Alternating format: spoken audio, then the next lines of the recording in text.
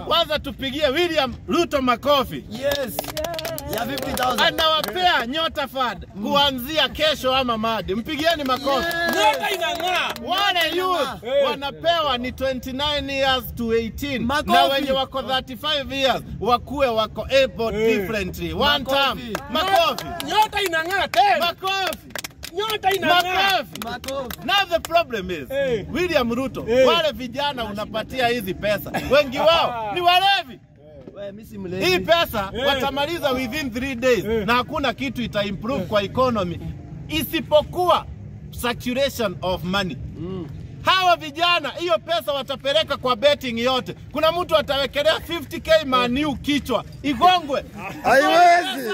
Itamalizia na maskini ama matajiri. Shetani ashindwe. Hii pesa itamalizia na maskini ama matajiri. Maliza na mimba. Wengine hata kiasi ya 50. Hii pesa wakipewa 50,000 halafu wapate SHA haifanyi kazi na mamake ni mgonjwa, pesa itaenda hospitali ama itaenda kusaidia youth.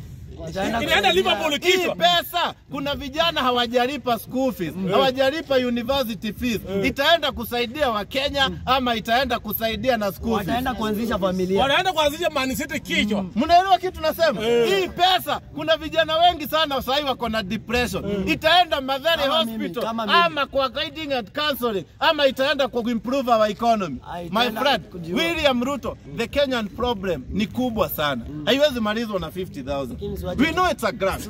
Pea vijana kazi. Pea vijana kazi. Tafutia vijana kazi. Lakini usijidanganye that the 50,000 will improve anything. Hata ile 40,000 haikusaidia mtu. Lakini nategemea yako uliniambia ulipeleka Sabina Joy. Sini one time. Sini one time. One time. Mwenye atapeleka Sabina Joy, well and good. Mwenye atapeleka kwa pombe, well and good. Mwenye atafanya biashara, well and good. Mwenye ataenda kwa betting, it's up to you.